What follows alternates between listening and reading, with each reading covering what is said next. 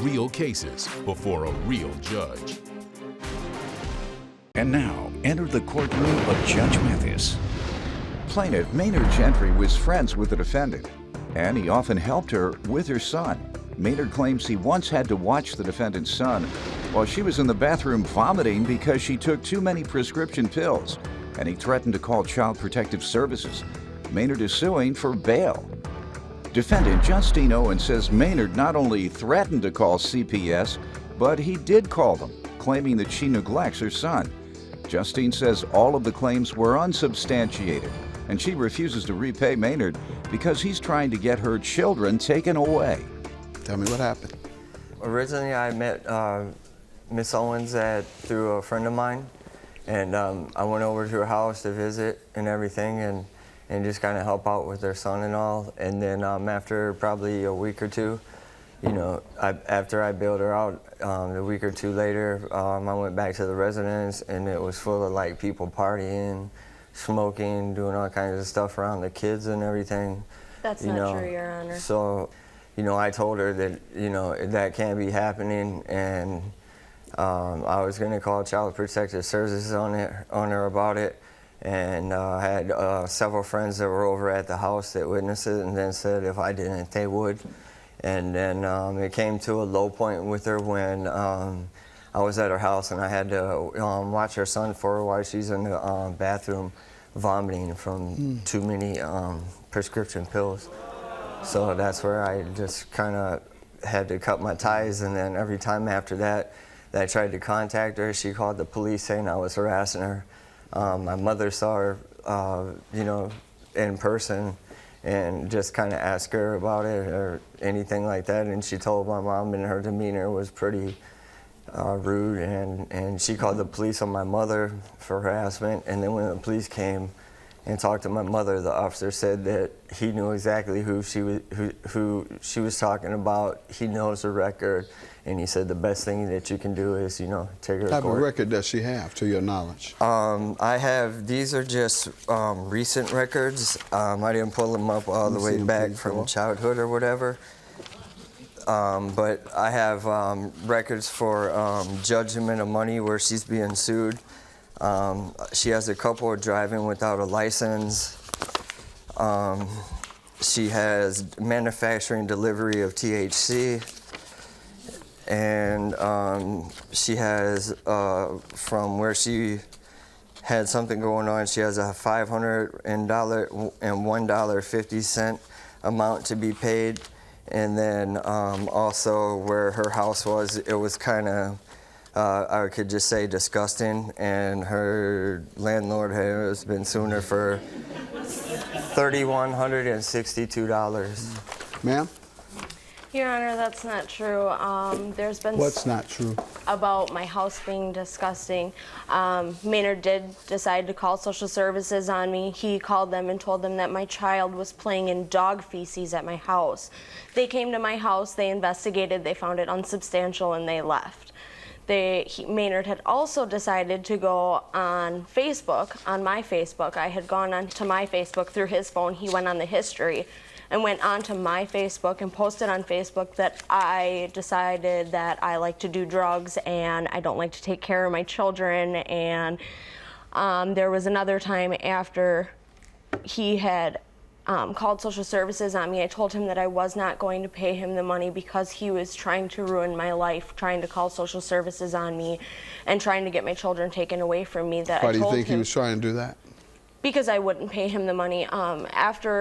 After he had bailed me out, I didn't have the money to pay him back. There wasn't a set date on when he would get paid back. So the first time he reported you to Children's Services was after you had been bailed out? Yes, it was. Mm-hmm. He called and told them that my children were playing with feces at my house.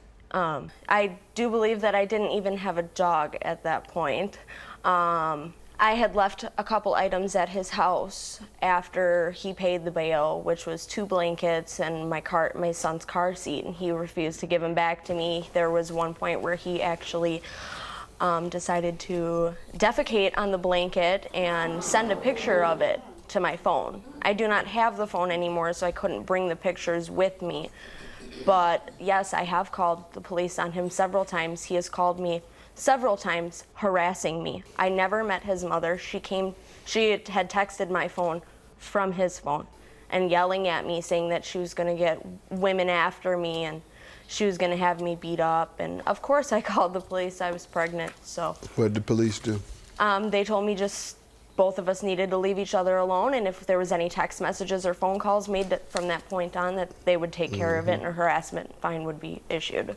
And there was none. What about the bail money? Do you owe it? I do believe that I owe him the money. The reason I did not pay him first off was because I didn't have a job. I was in the process of looking for a job, and I told him that I would pay him back, but that's why we didn't have a set date on when it would be paid back, because I didn't have a job. He kept wanting the money and begging me for it and calling me and harassing me, so. Are you a pill-popping drug addict who throws up in the bathroom? I am not, Your Honor. So that didn't happen? No, it's not, and to be honest with you, I wouldn't doubt it if Maynard were on drugs right now. He does drugs all the time. What type?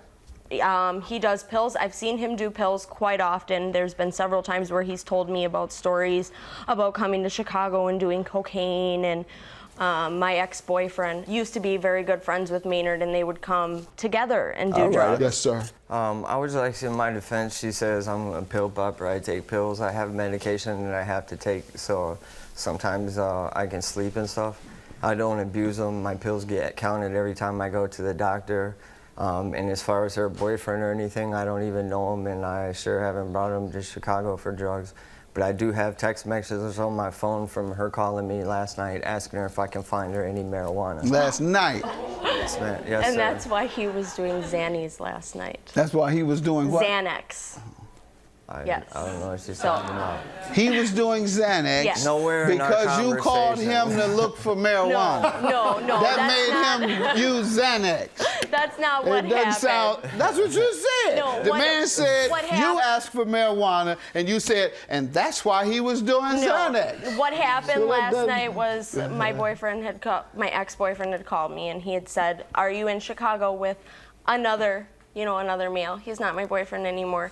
Maynard had called him and told him that I was here with another man, so that's what I had called him about, and he said that he was at his hotel room doing Xanax. It was not about marijuana. He just volunteered that information for no reason. I have the whole text, and all I get is, I'm in Chicago, can you find any green? You have it? Can I read I it? text it back. You have- my phone's Okay. actually in the All lobby. right. I Oh, figured yeah, it's no big imagine deal. that. Convenient, you don't Phone's have not yours here. either. You have text messages on my phone from her calling me last night, asking her if I can find her any marijuana. Last night. Yes, ma'am. Yes, And sir. that's why he was doing Xannies last night. That's why he was doing what? Xanax. He was doing Xanax Yes. Nowhere in our because you called him conversation. to look for marijuana. No. Defendant Justine Owen is being sued by her former friend, who claims Justine is an unfit mother, and he once had to watch her son while she was vomiting after taking too many prescription pills. All right, $160 for bail. You admit that you owe him. With regard to the other things that you mentioned, those are counterclaims, and you'll have to do that. The emotional distress, the harassment, and all these other things you say he and his mom have done. Judgment for the plaintiff. Have a good day. $160. Thank you.